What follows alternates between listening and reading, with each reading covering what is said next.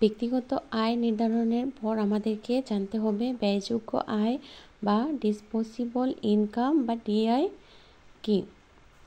ব্যক্তিগত আয় ও ব্যয়যোগ্য আয় পার্সোনাল ইনকাম ও ডিসপোজেবল ইনকাম ন্যাশনাল ইনকাম পরিমাপের ক্ষেত্রে গুরুত্বপূর্ণ ভূমিকা পালন করে।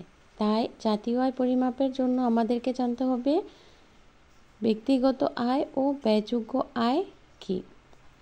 ডিসপোজেবল ইনকাম হলো মানুষ কী করে তার ব্যক্তি আয়ের সম্পূর্ণটাই সে ব্যয় করতে পারে না। মানুষ তার ব্যক্তি আয়ের সম্পূর্ণটাই ব্যয় করতে পারে না। ব্যক্তিগত আয়ের যে অংশটা নিজের ইচ্ছা অনুযায়ী ব্যয় করা যায় তাকে ব্যয়যোগ্য আয় বা ডিসপোজেবল ইনকাম বলা হয়ে থাকে।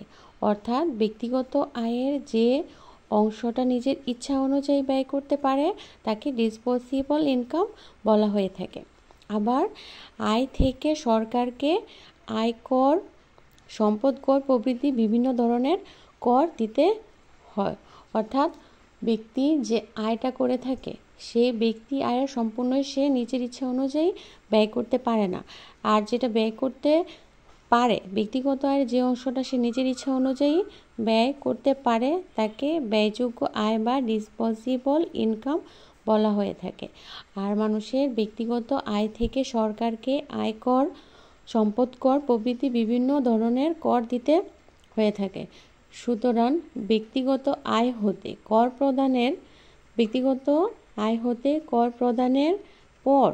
প্রদানের পর যা অবশিষ্ট থাকে তাকে ব্যয়যোগ্য আয় বলা হয়ে থাকে। ব্যক্তিগত আয় থেকে কর প্রদানের পর সরকারকে আয়কর, সম্পদ কর প্রভৃতি বিভিন্ন ধরনের কর প্রদানের পর যা অবশিষ্ট থাকে তাকে ডিসপোজেবল ইনকাম বলা হয়ে থাকে।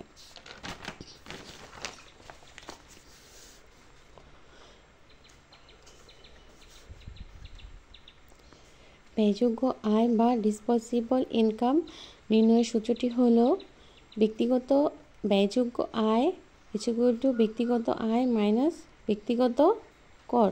অর্থাৎ ব্যক্তি যা আয় করে সে আয় থেকে ব্যক্তির করটাকে বাদ দিতে হয়। ব্যক্তির আয় থেকে কর বাদ দিলে কি পাওয়া যায়? ব্যয়যোগ্য আয়, মানে যেটা সে ইচ্ছা অনুযায়ী ব্যয় করতে পারবে তাকে ব্যয়যোগ্য আয় বলা হয়। মোট কথা, কোনো ব্যক্তি যে আয়টা করে থাকে তার থেকে সে সরকারকে কর বাদ দিয়ে যা অবশিষ্ট থাকে তাকেই ব্যয়যোগ্য আয় বলা হয়ে থাকে। এখানে উল্লেখ করা হয়েছে কি জিএনপি থেকে ডিআই নির্ণয় করতে প্রথমে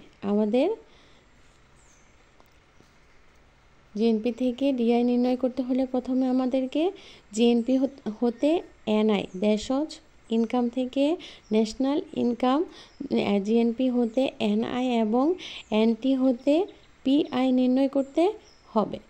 এখানে বলা হয়েছে কি দেখো, জিএনপি থেকে ডিআই নির্ণয় করতে হলে প্রথমে আমাদেরকে জিএনপি হতে এনআই এবং এনআই থেকে পিআই নির্ণয় করতে হবে। এরপর পিআই হতে কর বা ট্যাক্স বাদ দিয়ে এরপর আমরা পার্সোনাল ইনকাম, পিআই হলো পার্সোনাল ইনকাম হতে ট্যাক্স বিয়োগ করে ডিআই নির্ণয় করতে পারবো। মানে ডিআই ডিসপোজেবল ইনকামটা আমরা নির্ণয় করতে পারবো। পিআই হতে ট্যাক্স বাদ দিলে ডিসপোজেবল ইনকামটা বের হয়ে যাবে। অর্থাৎ জিএনপি থেকে ডিআইটা নির্ণয় করে প্রথমে জিএনপি হতে ডিআইটা নির্ণয় করার জন্য প্রথমে আমাদেরকে জিএনপি হতে এনআই এবং এনআই হতে পিআই নির্ণয় করতে হবে। এ হলো আমাদের ব্যয়যোগ্য আয়ের সূত্র।